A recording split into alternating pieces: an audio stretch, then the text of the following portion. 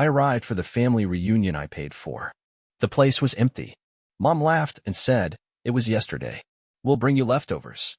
I said nothing. But the next morning, the police spoke for me. I should have known something was off the moment I pulled into the parking lot. No familiar cars. No noise. No cousins smoking near the dumpsters pretending no one sees them. Just silence. I checked the message again. Friday, 7 p.m., Mateos. Can't wait to see everyone. Sent by Mom. 2 weeks ago. It was Friday, 7:02 p.m. I was right on time. Like an idiot. I stepped inside, the cold air giving way to soft jazz and clinking glasses. The place wasn't empty, but the private room I had paid for? Locked. Dark. "Can I help you, sir?" the hostess asked, barely looking up. "Yeah, Thompson party? Private dining room." She scanned the list. "Oh, yeah, that was last night." I blinked. No. It was tonight. I paid the deposit. I booked it. She tilted her head. "Sir, they were here. 16 people. Big cake. Your mom brought place cards. You sure you're not confused?" I laughed. Actually laughed. One of those dry, sharp ones that dies halfway out of your mouth. "No, I'm not confused." She paused, awkward now. "Do you want to call someone?" I didn't answer her. I was already dialing. The phone rang twice before she picked up. "Hi, sweetie," Mom said, voice too light, too casual. "Everything okay?" I stared straight ahead. "Where is everybody?" A pause. Then she gave that airy little laugh she always used when she knew she'd screwed up but didn't want to admit it. "Oh, honey, it was yesterday. We thought you weren't coming. But don't worry, we'll bring you leftovers." I froze. "What?" She repeated it, like it was no big deal. "It was yesterday. We'll bring you leftovers." I didn't even say goodbye. Just hung up. No one called back. Not Mom. Not Tina. Not anyone. Then a text popped up. "Tina, LMAO bro, you seriously missed it? Classic.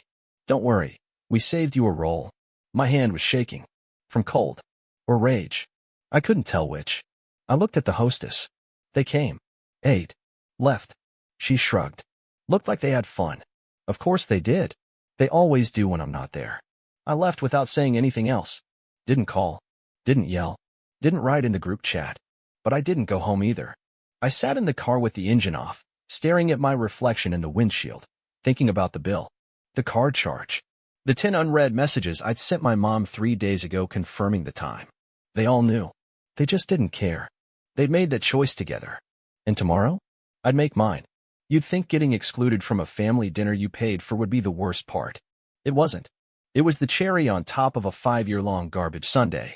See, this wasn't the first time they left me out. Not even close.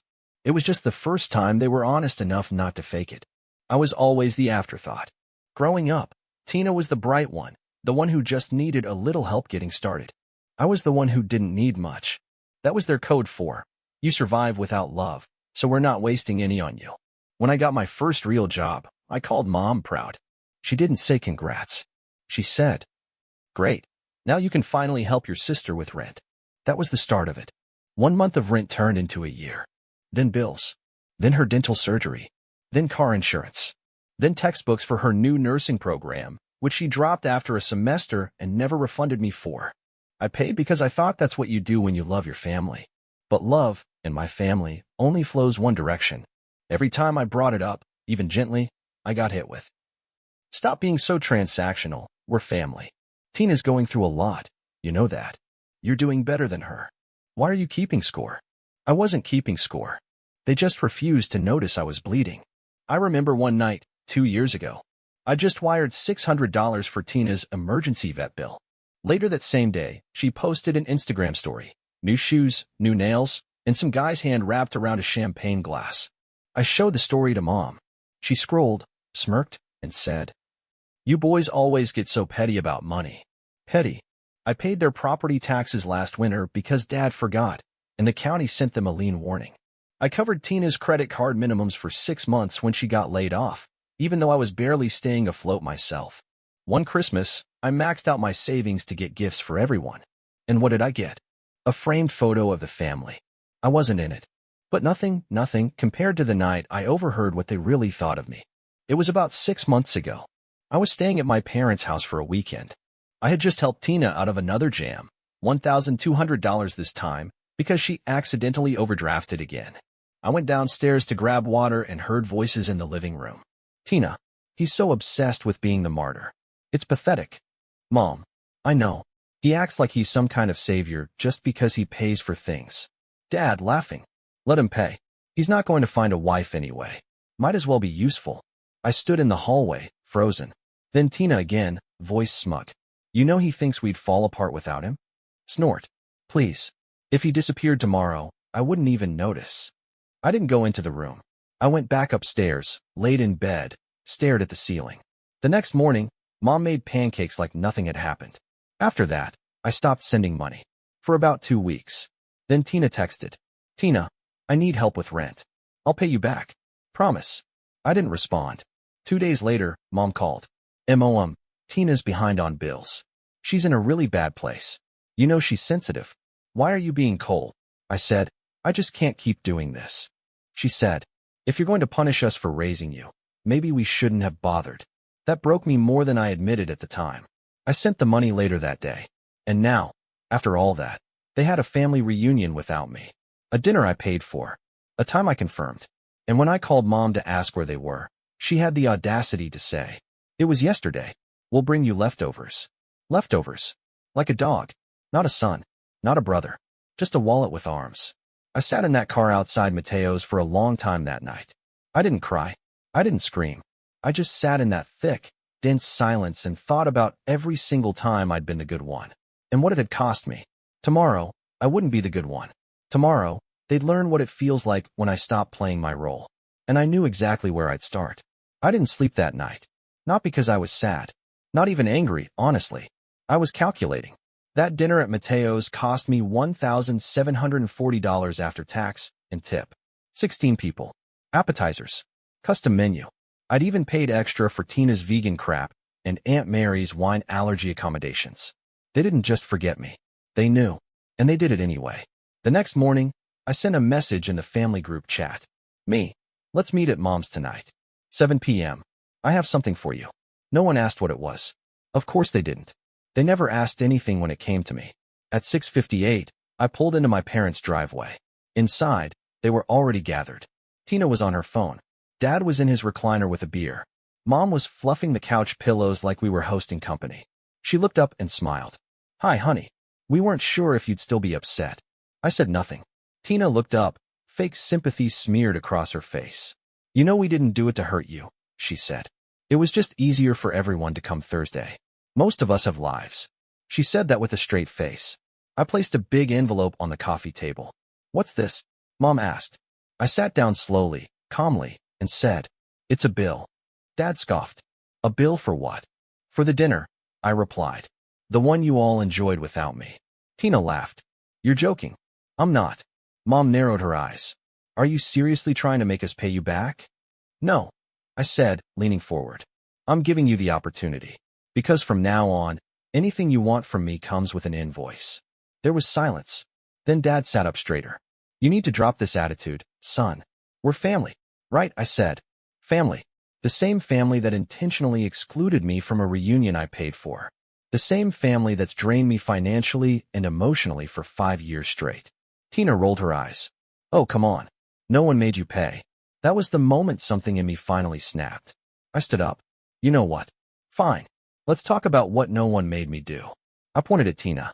I wasn't made to pay your rent for 2 years. Or cover your overdraft fees. Or replace your transmission. I turned to Mom. I wasn't made to cover your back taxes. Or pay for your birthday cruise when you said Dad forgot. Or pick up groceries when you suddenly couldn't walk because of your knee. Dad's face turned red. Watch it. Oh, I'm just getting started, I said, taking out a printed list from my pocket. You don't want to hear it? I do. I've had to live it. And then, the twist. I pulled out a folder and tossed it on the table. What's this now? Dad snapped. I smiled. Documentation. Of every single transaction. Every wire. Every Venmo. Every Cash App. Every receipt. Tina snorted. Wow, you really are insane. No, I said dead calm. I'm protected. Because I filed a fraud report this morning. All of this. I tapped the folder. It's already in the system. What are you talking about? Mom asked, her voice suddenly quiet. I looked her straight in the eye. Last week, I found out someone used my name to open a new credit card. The same one that paid for a new iPhone and a spa package Tina posted about, but claimed was a gift from a friend. Tina froze. I called the credit company. They're investigating it as identity theft. The address they gave them? Yours. Now she stood up. Are you kidding me? Nope, I said. And if you think I won't press charges. You wouldn't dare, Mom hissed. Try me. The room exploded. Tina screamed, You're pathetic. Dad yelled, You want to send your own sister to jail? You want me to keep playing the idiot forever? I shot back. Mom burst into tears. You're destroying this family. No, I said, stepping toward the door. I'm finally saving myself from it. And then the second twist. As I turned to leave, someone spoke for the first time. My cousin Luke. The quiet one. Barely says a word at family events. I'd like to pay my share, he said softly. Of the dinner, I mean. It's only fair. Everyone turned to him, stunned.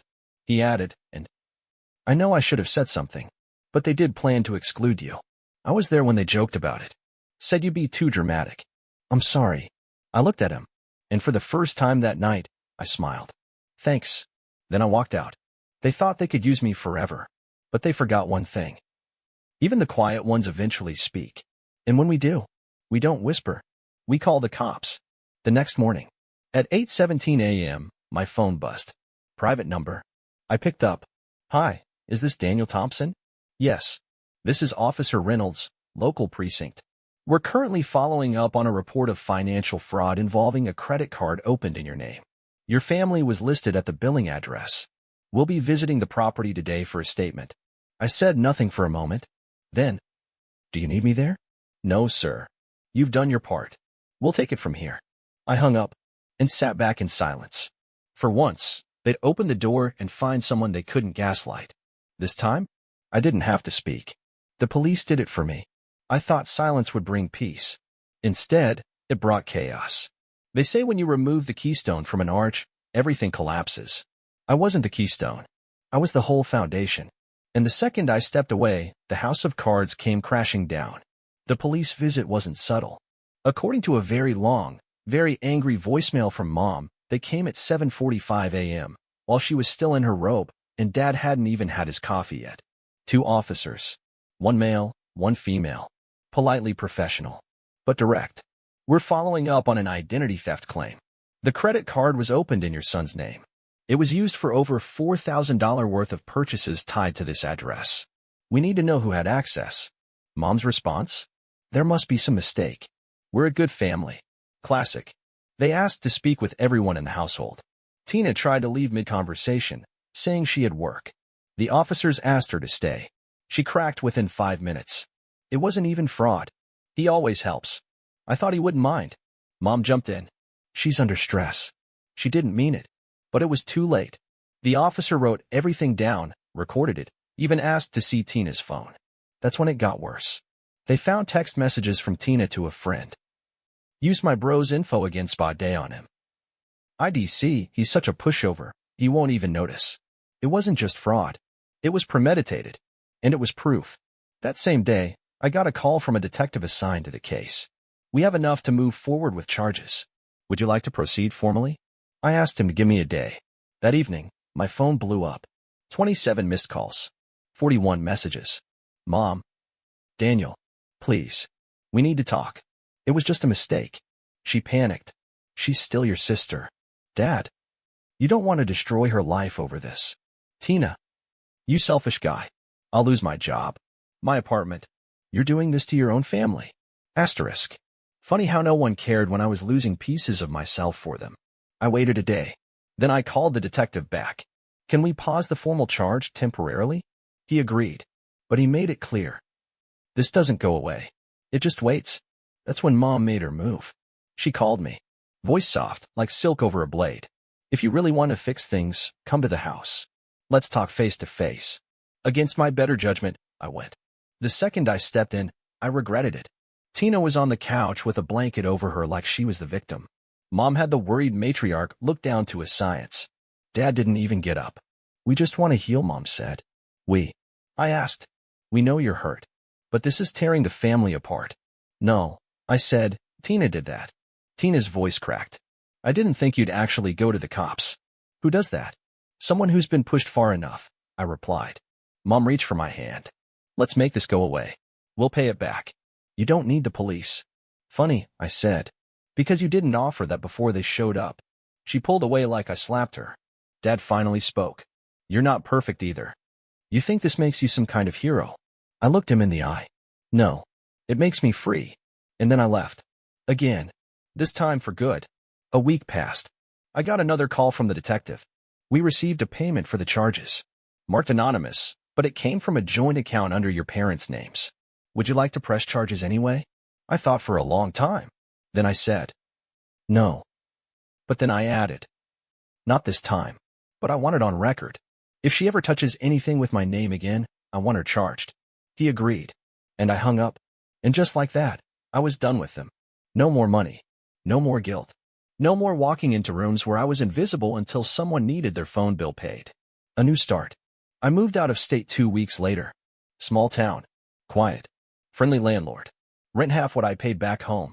I spent my first weekend assembling IKEA furniture and listening to old music I hadn't played since college. I went grocery shopping and bought what I liked. I sat on my own couch with coffee and a book, and no one knocked asking for help. And for the first time in a decade, I realized I wasn't responsible for anyone but me. But here's the kicker. 3 weeks into my new life, I got a letter. Handwritten. No return address. Inside, a folded piece of paper and a check. The paper said, I don't expect you to forgive me, but thank you for doing what I never had the courage to. Luke. The check was for half the Mateo's bill. I smiled.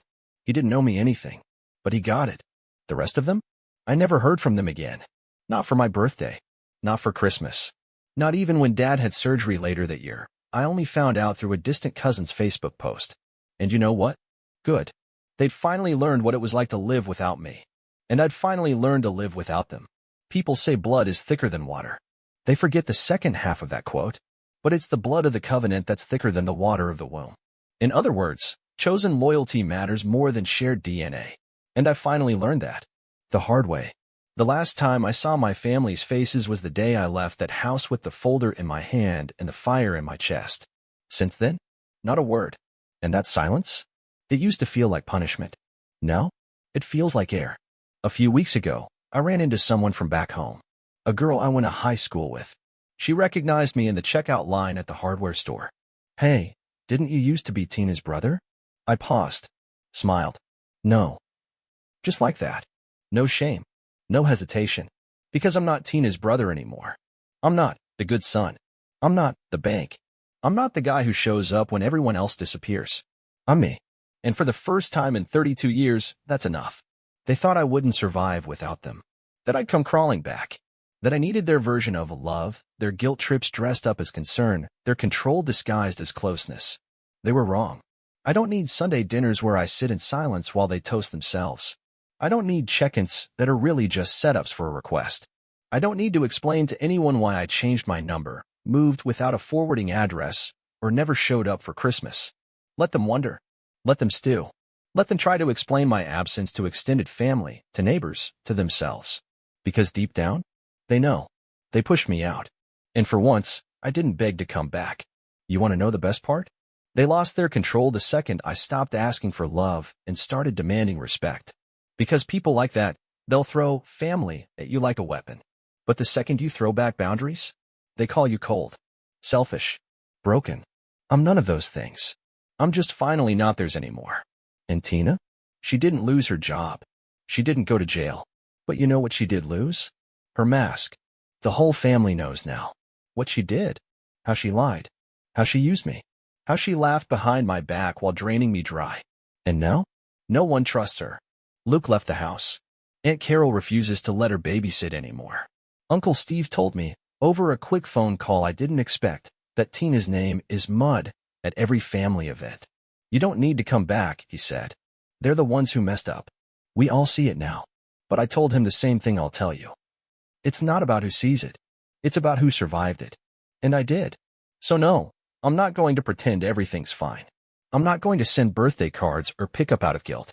I'm not going to show up to pretend hugs and tense potlucks just so Mom can make passive-aggressive remarks about how hard it is to keep families together these days. I'm not theirs anymore. And it's the best thing that ever happened to me. I wake up now, and there's peace. I work and keep what I earn. I eat what I want. I don't apologize for saying no. I don't flinch when my phone buzzes. I don't hold my breath around people who claim to love me. I'm free. Not because they let me go, but because I finally stopped waiting for their permission. Let them keep their leftover dinners. Let them pass around my photo like I died. Let them gossip. Let them beg, rage, twist the story, call me the villain. I'll still sleep like a baby, because the truth is simple. When they shut that door on me, I didn't lose a family. They lost me. And that's the first bill they'll never pay off.